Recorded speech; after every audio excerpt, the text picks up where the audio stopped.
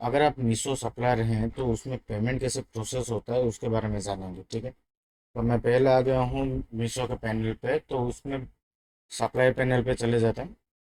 Supply panel में जाने के बाद आप लॉगिन जैसे ही करोगे तो आपका पूरा इंटरफेस आ जाएगा कम्प्लीटली, ठीक है।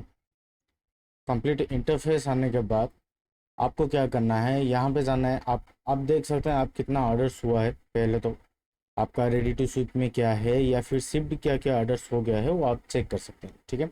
हम लोग चले जाएंगे पेमेंट्स पे डायरेक्ट। पेमेंट्स पे जाने के बाद आप यहाँ पे देख सकते हैं कि टोटल कितना आपका पेमेंट अभी तक ऑर्डर हुआ है, ठीक है।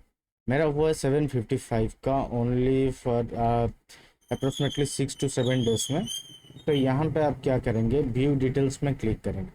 जैसे ही व्यू डिटेल्स में क्लिक करेंगे ये आपका आ जाएगा टोटल नेट ऑर्डर अमाउंट, मतलब कि आपका कंप्लीट जो पेमेंट है, आप जितना भी पेमेंट किए हैं उसका पूरा कंप्लीट पेमेंट है 755.25, ठीक है।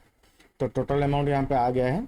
यहाँ पे आप देख सकते हो payment date, order amount, add cost. अगर अगर आप लोग ऐड एक्टिवेट कर दिए हो पेमेंट मतलब मीशो पे, तो आपको क्या करना पड़ेगा, एड्स के लिए आपको पेमेंट देना पड़ेगा, ठीक है। वो पेमेंट माइनस होता रहेगा।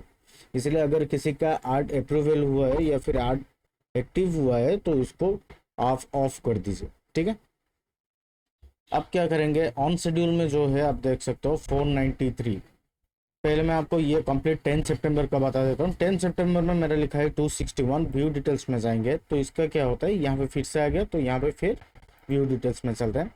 तो इसमें आप देख सकते हो ऑर्डर हुआ है, शिप्ड हुआ है, डिलीवर्ड भी हो चुका है, तो पेमेंट पेंडिंग है। मतलब पेमेंट का क्राइटेरिया क्या रहता है कि उनका 7 डेज जो रिटर्न पॉलिसी रहता है उसके बाद ही आपको पेमेंट आता है, ठीक है। उससे पहले आपको पेमेंट नहीं आएगा।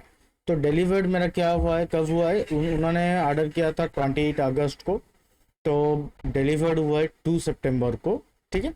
तो 7 डेज आप काउंट अगर कर देंगे तो आपका आता है 9।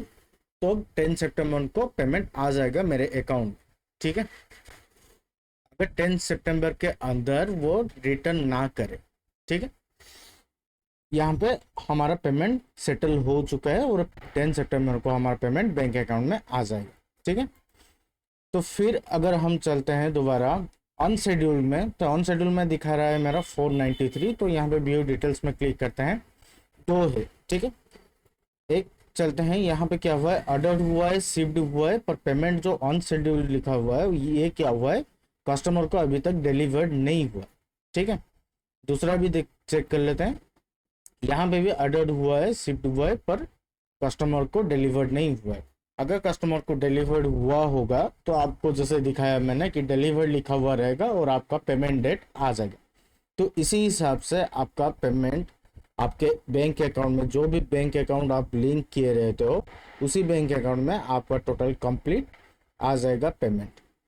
तो कि आप लोग समझ गए होंगे मीशो अपना पेमेंट आपको कैसे भेजता है, ठीक है।